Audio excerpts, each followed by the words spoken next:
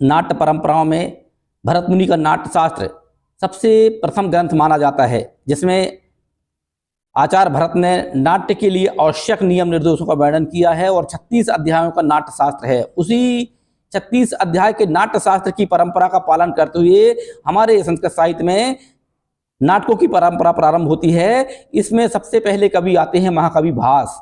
महाकवि भास की 13 नाट्य रचनाओं का वर्णन मिलता है, जिसमें से मैं आपको इनका परिचय दूंगा कि किस प्रकार से माने नाटकों की परंपरा हमारे संस्कृत साहित्य में चलती है। भास की प्रथम रचना है प्रतिज्ञा योगेंद्रायण, जो 4 अंकों का एक माने नाटक है और इसमें उदयन कथा पर आधारित यह कथा वस्तु है। दूसरा नाटक है स्वप्न वासवदत्तम, जो 6 अंकों का नाटक है। वासवदत्ता एवं उदयन के माने प्रेम प्रसंग पर आधारित है। यह एक बहुत महत्वपूर्ण माने नाटक है जो 6 अंकों का है। महाकवि भास की ये बहुत उत्कृष्ट कोटि की रचना है। उसी प्रकार उरुभंगम एकांकी है, ये 1 अंक का एकांकी माने छोटा सा है, परंतु उरुभंग यथार्थ महाभारत की कथा वस्तु पर आधारित यह एकांकी है।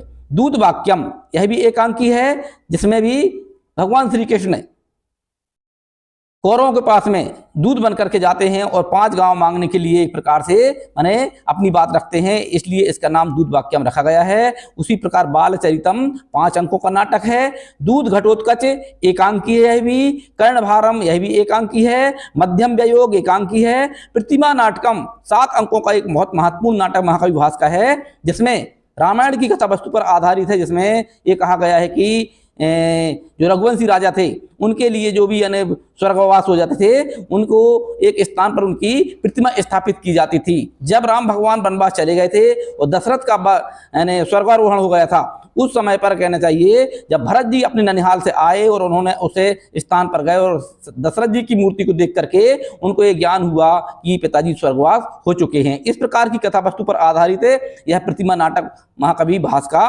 ग्रंथ है। अभिषेक नाटकम यह 6 अंकों का नाटक है। इसमें भी राम के राज्याभिषेक से संबंधित वर्णन किया गया है। और अभिमार्कम 6 अंकों का नाटक है। चारुदत्तम 4 अंकों का नाटक है। इस प्रकार महाकवि भास की 13 रचनाओं में सबसे महत्वपूर्ण रचना मानी जाती है स्वप्न वासवदत्तम। शूद्रक दूसरे कवि आते हैं नाट्य परंपरा में, शूद्रक, जिनकी मृच्छकटिकम नामक है एक प्रकरण ग्रंथ है, जो रूपकों की गणना की जाती है। 10 रूपकों में नाटक, प्रकरण, भाण, वियोग, संभकार, डिम, यहा, मृगा, अंक, वीथी, प्रहसन, इन भेदों में प्रकरण कोटि का ग्रंथ अगर हम बात करेंगे तो महाकवि शूद्रक का मृच्छकटिकम है, जिसमें चारुदत्त नायक है, बसंत सैनी नायिका है और 10 अंकों का यह बहुत ही सामाजिक जीवन माने अवंतीपुरी का वर्णन किया गया है। कालिदास का